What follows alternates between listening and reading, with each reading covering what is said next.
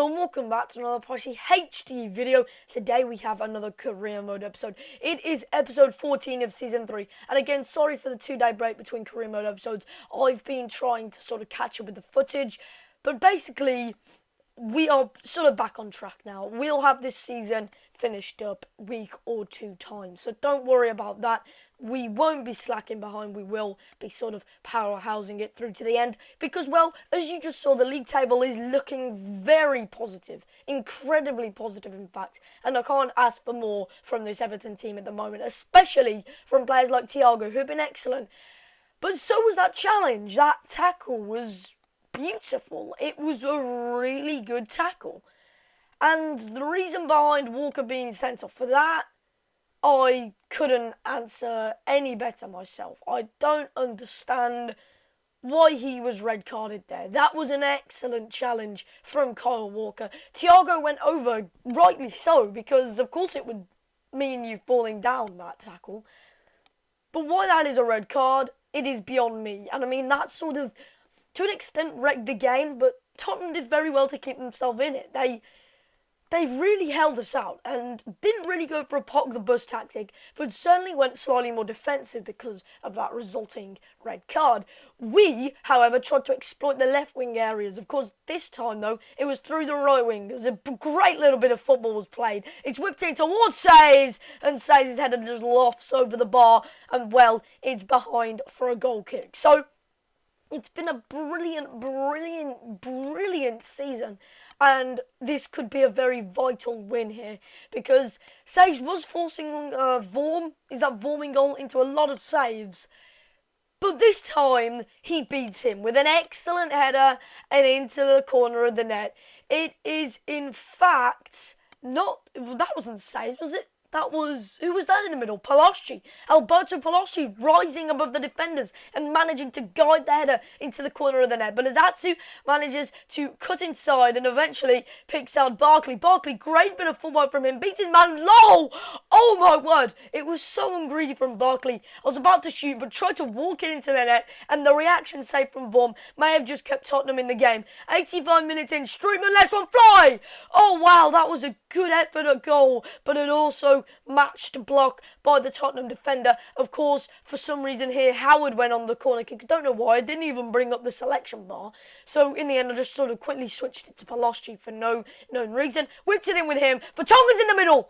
He almost scored against his former club, Jan Vertonghen. He joined Everton for a fee of £8 million plus Enkalu, and I'll tell you what, it was a great deal. I do not regret that whatsoever. And Tottenham don't even play Enkalu. In the both times that we've played Tottenham Hotspur, they haven't even put Enkalu in the starting 11 or the substitute bench. So God knows what's happening with him. Maybe he's injured. I don't really know.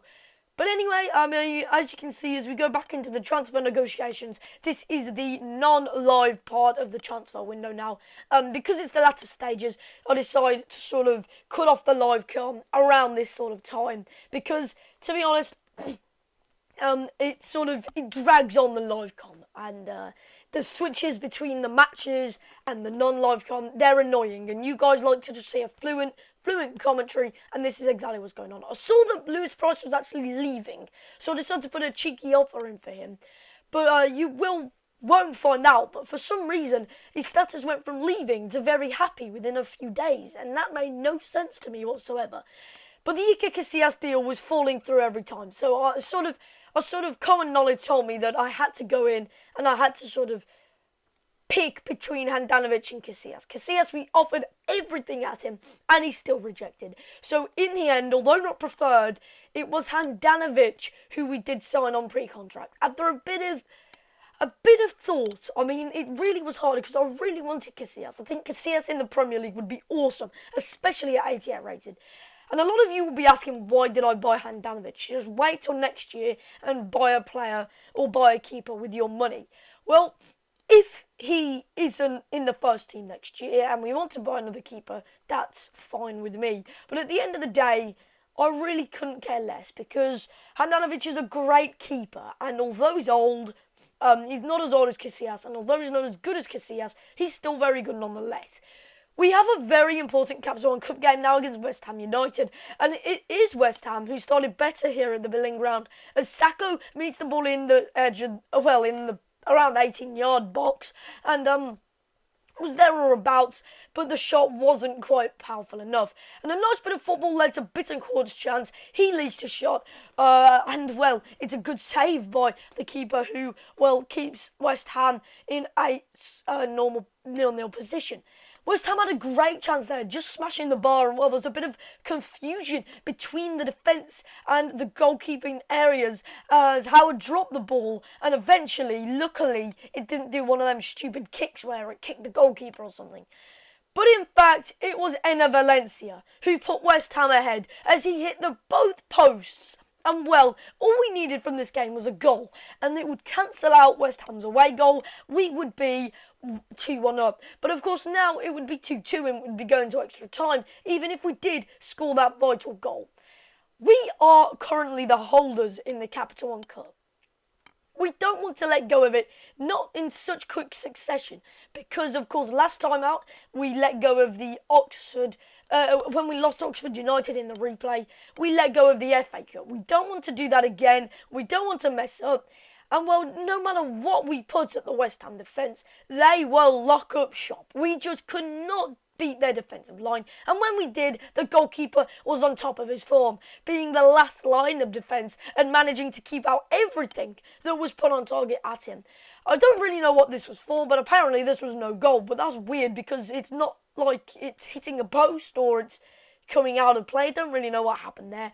Maybe it hit the post and I don't really know. But unfortunately, we bow out of the Capital One Cup, giving West Ham the chance for a bit of silverware for the first time in a long time. And it does mean that we go into transfer deadline day slightly upset to an extent because we did want to do better than that. It is notable that we wanted to do better than that. And I just noticed that Stoke City were interested in McGeady, which was quite cool, to be honest. I just found that quite interesting because, of course, McGeady was a former player here. We sold him off to Sevilla. And then, of course, now you see that he was on his way to Stoke. But it didn't go in the end. He stayed at Sevilla.